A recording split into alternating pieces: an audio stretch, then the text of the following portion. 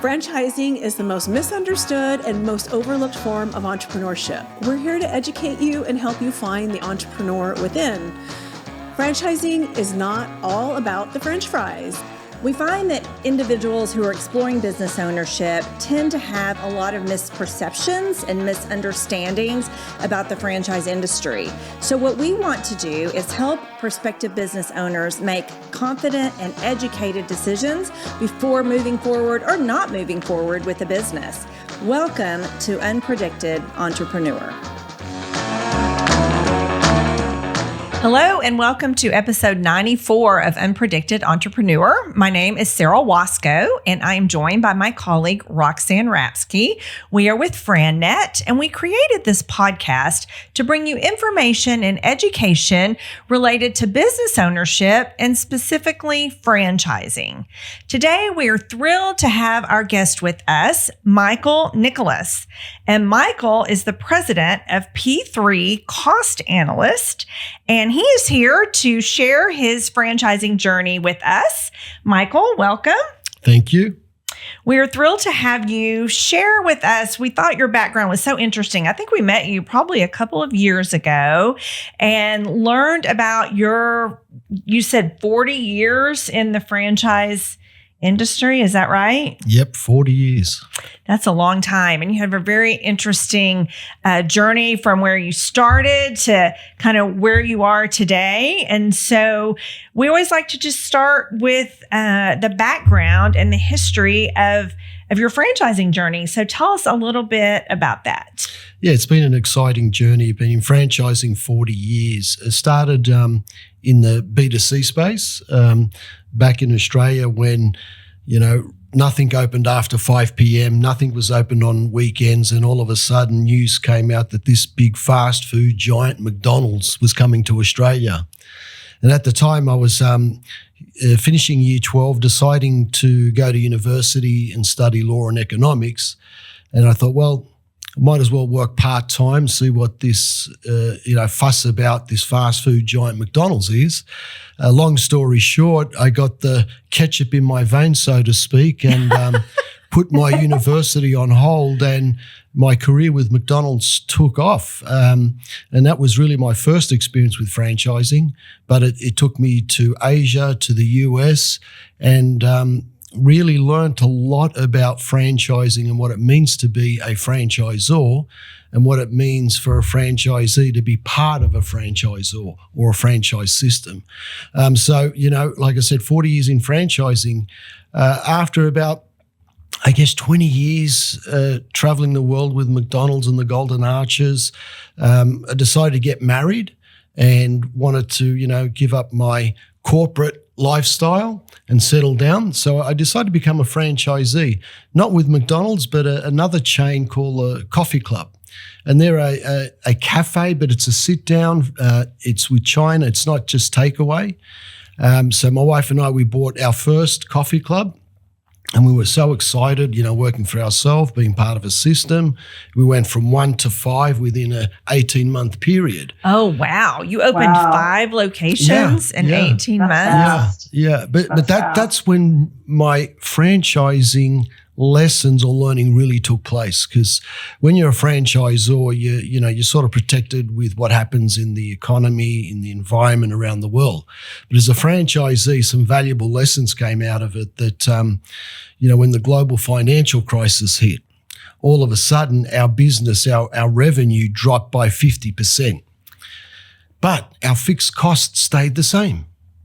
And there was no relief on that.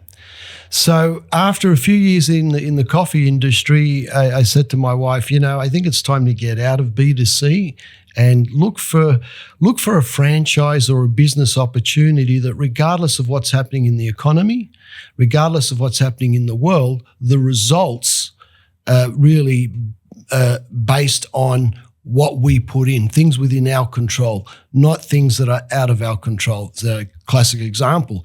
On a sunny day in our cafes, people wouldn't come in to buy coffee or food. They'd go to the beach. So for the first 6 hours of trading, we'd have very little clientele. And that's not because I went outside and said, sunshine today, please. It's out of our control.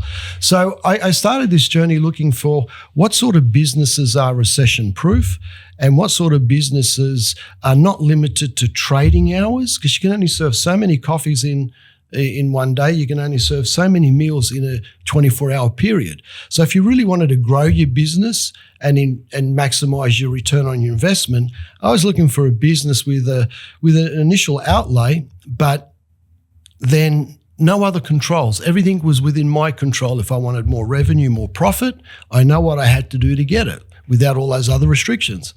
So I came across a concept, cost reduction, back, I think it was in 2007. And well, before you move on to that, I was curious, did you sell your cafes or what did you end up doing? Yeah, we got out of them. We started selling one by one because, like I said, I wanted a business that was within our control, the results, and not by somebody else, whether it's the weather, whether it's the economy, whether it's interest rates, whatever it may be. Okay. I was just curious how you made that exit.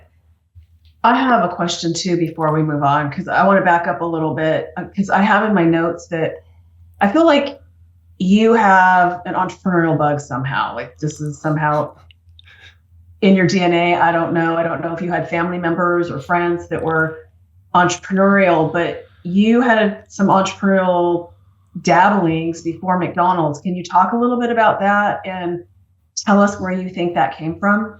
Yeah, so it goes back to I guess school days. A friend of mine, I'm still best friends as of today. We always loved money and we wanted to make money, but we also wanted to, let other people benefit from what we did. So we used to on the weekends just go around and pick up bikes that were broken. We'd fix them and we'd sell them cheaper than people could buy them reconditioned in a shop. So where did you find bikes that were broken? It's amazing what people put out on the street. So you just found them at the curb? Yeah, on the curb, or if we went to a garage sale and they were really cheap, we'd buy them. But the objective here was to sell them to our mates at school because that was our market, cheaper than what they could buy them in the shop. So, it was like a win-win. So we did that for a while, and then we decided to start a radio station at school. And back then, schools didn't have radio stations, but we did it as a means to raise money, fundraising for charities and whatnot.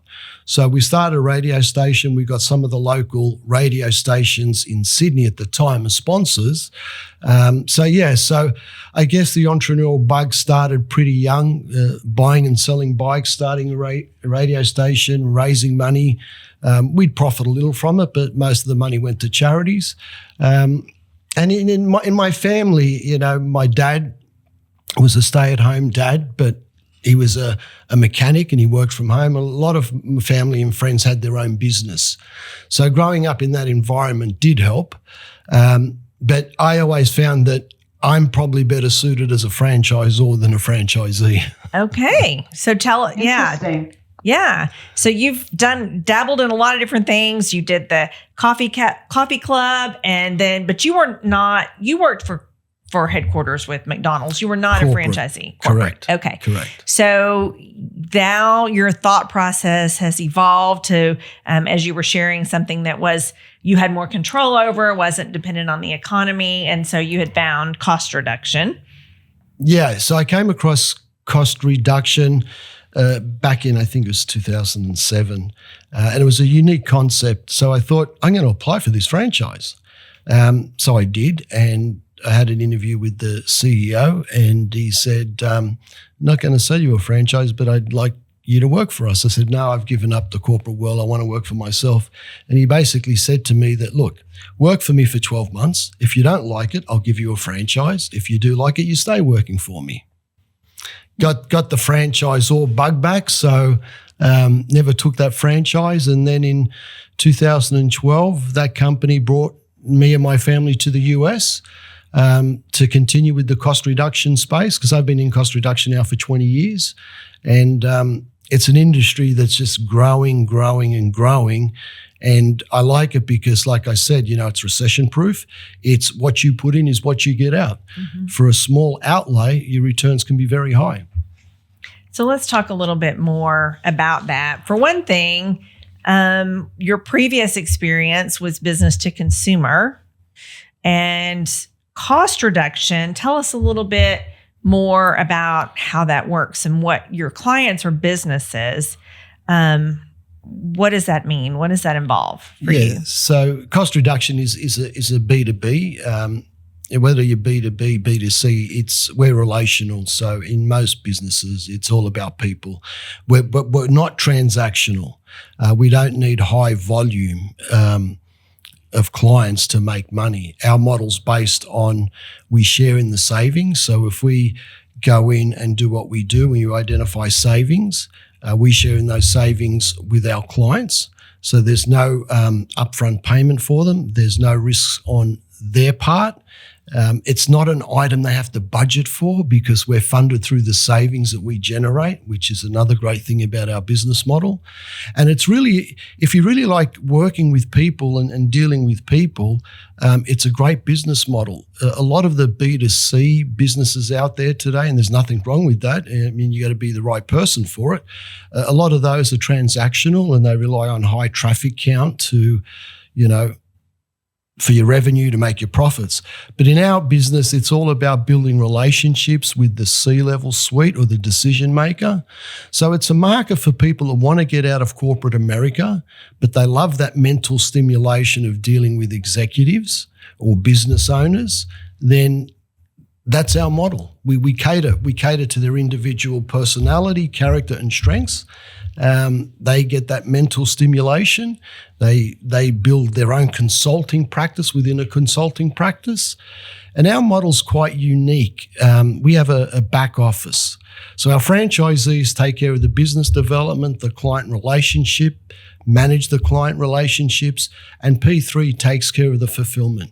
Our back office has industry experts. They're not number crunchers, but they've been in their industry, in their field for anywhere between 20 to 30 years. So they're real industry experts and they do all the heavy lifting, identifying the savings, the negotiations, the implementation, and our franchisees just focus on client relationship. So, Michael, give us an idea of the categories that a franchisee would discuss with an executive or someone in the C-suite. Like, what are some of the categories you think you can help businesses save money in? Yeah. So our categories, we've got 7 core services, 7 core categories that we focus on. We have managed print, we have uniform and linen, we have telecommunications, we have waste, we have small parcel shipping, we have vendor payment solutions. So our categories are really designed to be what I call indirect costs. A lot of companies out there will focus on direct and indirect costs, but we just solely focus on indirect costs. And these categories, they're non-emotional. There's no ties between the decision maker and the vendor. Your telecommunications, whether you're with Verizon, AT&T, it really doesn't matter. When it comes to direct costs, there's more of a personal bond with the vendors because it's their core business. They really need to be involved. But with our categories that we sort of look at are ones that, like I said, they're indirect costs, and people don't care whether you're with Verizon or AT&T, for example. So give us an idea of what a direct cost would be for our listeners. Direct cost could be labor, headcount, structural. It could be if you're a manufacturer and you're in, let's say, the metal industry, then the cost of the metal or the components, that's your core, that's your direct cost. We won't get involved in that. You know that business better than us.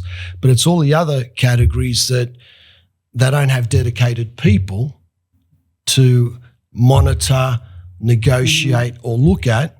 That's where we come in, and that's what we're good at. Got it. Thank you for explaining that. So if someone had a coffee club, for example, and wanted to grow, you mentioned you had 5 units, you're going to open another location, right? Because there's only so much space in a brick and mortar for people to come in and purchase goods. how does one grow in a business like this, which is completely basically opposite, because your owners work from home, right? Correct. Is that right? Okay. Correct.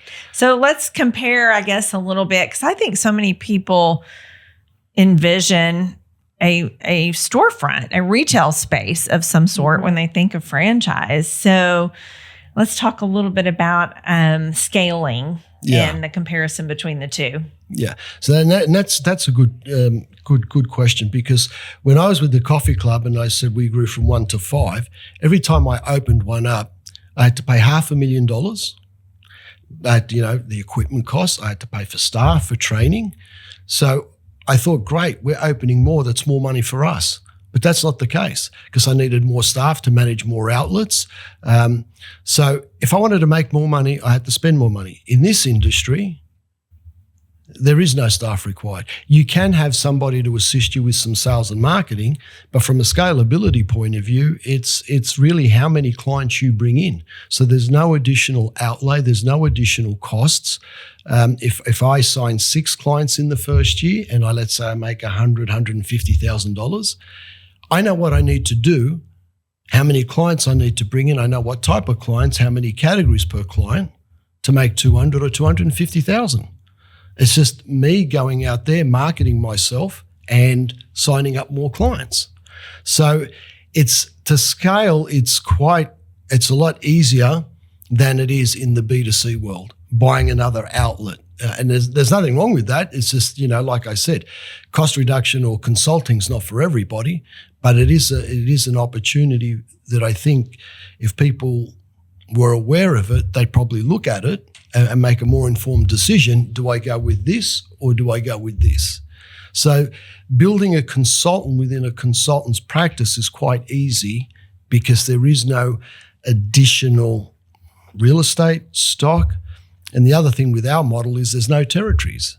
So the only limitation is your ability to go out and market across the US and sign up as many clients as you can. Well, and your model is also recurring revenue. So once you get a client and you have a contract with them, I'm assuming there's a contract, you can explain that. That contract pays out, shares in those cost savings over the next however many months or years. But the other thing that I would like to touch on is, so I have 2 questions, comments. You talked about your investment to open another coffee place. There's only one initial investment with this business with cost savings. What's the investment look like on this compared to a brick and mortar? Yes. So our investment's $59,500, and it's for a 10-year franchise agreement. And that's it. And it gives you the rights to market anywhere in the US. Our franchisees are allowed to have 200 protected businesses at any one time in our CRM system. So that way they're protected. No other franchisee can target those prospects. And let me tell you, 200 prospects is going to take you a few months to work through. It doesn't sound like a lot, but it is a lot. But from the way we operate with clients is we share in the savings 50-50. So for every $1,000 we save a client, we invoice them. They keep the first 500, then we invoice them 500. But the way our contracts work is they have an option to engage with us for 36 months or 60 months. Now, the key difference there is with the 36 months, which is a 3-year reoccurring revenue for a franchisee every month. For the next 36 months. That's our I call it our base model contract, where we go in, we negotiate, we get the best prices because of our benchmark data and our back office, our centralized system. We know at any one point what a client should be paying for a particular service or a particular good. Our second pricing option is 60 months. And that's what I loved about P3 when I got involved, because I think if you sign up a client, you want to keep that reoccurring income coming in for as long as you can. With our 60-month option, we actually monitor the invoices, contract compliance over that period of time. And we're still sharing the savings 50-50. That doesn't change. But some clients prefer us to be in and out of there pretty quick. They just want the savings, and that's it. 85% of our clients opt for the 60-month because once they see what we do and the monitoring and what's involved and the heavy lifting, they're happy for us to continue to be involved with their business. And we've got some clients that after the initial 60 months signed up for another 60 months because they see the value. So our model's based on lowering cost over a period of time. We're not just about lowering price, but we're about lowering cost over a long period of time. Where a lot of cost reduction businesses out there, they just focus on price. They're in and out in either 12 months or 24 months. So our model for a franchisee looking at a recurring revenue, they've got the option to tell the 36 months or the 60 months. Like I said, 85% of our clients opt for the 60 month. So once a P3 franchisee comes in, finds the savings, they're receiving that revenue on a monthly basis for either that 36 or 60 month period. Correct. So they, in turn, if they wanted to kind of cut back or semi-retire, maybe not bring in as many new clients, they're still going to be receiving that revenue, correct? Absolutely. And the smart ones will ramp up just before they sort of semi-retire, get as many clients on the books to maximize their, reoccurring revenue over the next 60 months. That's awesome. So what makes an ideal franchisee for you? Who are you looking for as a franchisee? That's a very good question. I've seen in the 20 years, I've seen top salespeople fail in cost reduction, and I've seen people with no sales experience excel. Wow. In cost reduction. So how is that? So here's the real difference, and people can try and, pretty up as much as they like, put makeup on it. The bottom line is, like any other brand, we're looking for people that are resilient. In other words, they can take the knockbacks. They understand there's a time to ramp up. They can handle getting the rejection, the no's, but they get up each morning going, this is what I need to do that's going to get me closer to signing a client. This is the level of activity I need to do today to get me closer to my goals. I only use a guy that in P3, he was a fire chief, head of the fire chief department. No sales experience at all. But he gets up every day, knows how many phone calls he needs to make, how many meetings he needs to have, and he ticks off his list. This is what I got to do today. So it's somebody that, is resilient. Secondly, it's somebody that wants to own and operate their own business. That is important, not because they're forced into it, but they really want to be their own boss. I spoke about myself. I'm better suited as a franchisor. So I go back to my coffee club days. There were some mornings I woke up saying, why am I doing this? I used to have somebody to do this for me. I'd make a phone call, let's get that. So you got to want to really own your own business. And if you really want to own your own business and you're resilient and you can hold yourself accountable, our training gives you the skills that you need. Our training gives you the skills on how to have a conversation, because it's not a hard sell. It's not push, push, push. It's having a conversation. It's asking the right questions. It's guiding the prospect to get to a yes decision. So our training, takes care of that. And the support that the franchisees get takes care of that. But what I can't do is make you get up every day going, this is what I need to do today. So it's resilience, it's that accountability and wanting to own your own boss. Well, and I'm going to interject here because I love to repeat myself. It's somebody that actually values your process and wants to follow that process, because that's really what you're talking about. There's a process, so you can't skip the part where you have to make X amount of phone calls and jump to something else that you like doing better. You have to do all of it, right? It's the recipe and the secret sauce. Correct. And in the consulting world, there's a lot of gray areas, which is also, I love this business because it allows for people's creativity, their personality. But yes, you're right. It's that process they have to follow. And if you're not going to follow a process, don't get into franchising. Amen. We say that all the time. So yeah, if you don't approve of the process, don't agree with the process, don't buy the franchise, go figure it out. Go do your own thing. Right, Roxanne? Save yourself $60,000 or more dollars. Right. Exactly.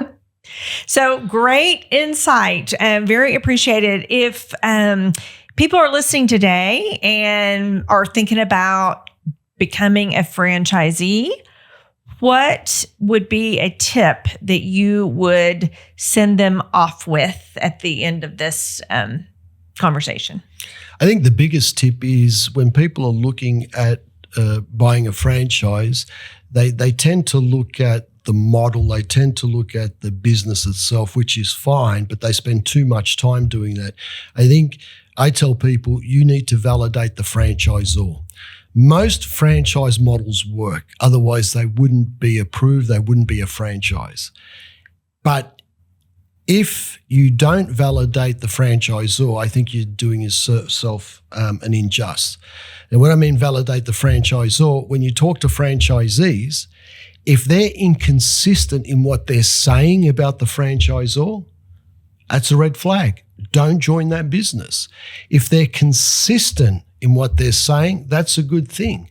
But you want to validate the franchisor. And when I mean validate the franchisor, how do they support you day to day? How do they support you short term, long term? That is critical, because it's not just, some franchise you can just buy the franchise, then you operate it yourself. But the reason you get into franchise is because you're in business for yourself, but not by yourself. And that's never going to change. So validate the franchisor, because they're the ones that are going to help you succeed when others won't. And that's where you fail. And that's a really good point, because I will say that not all franchises are created equal. So what you shared is the way it should work. That franchisor should be supportive, and you're not in business by yourself as a franchisee. But again, with 4,000 out there, they're not all the same. So no, and the best way to find them is not by getting online and looking at what you're attracted to because they have good sandwiches or there's a long line at lunch. There's a lot more to it than that. So absolutely. So Michael, if someone wanted to learn more about P3 Cost Analyst, what would be the best path for them to do that? Yep, the best path is to go through both of you. All right. Well, perfect. So we're here to answer any questions that anybody might have. Thank you, Michael. We appreciate your time today. Thank you for educating us and our listeners on P3. For those of you listening, please follow Sara and I on LinkedIn. We're very active there. She's Sara with no H, Waskow, Waskow. I'm Roxanne Rapske, Rapske. You can learn more about us and how we work with our clients on frannet.com. Also, we have a YouTube channel, Frannet of Dallas, Fort Worth, and Oklahoma. Please visit our channel, subscribe, interact with us there. And lastly, you can listen to Unpredicted Entrepreneur anywhere you like to listen to your podcast. Bye-bye. Bye.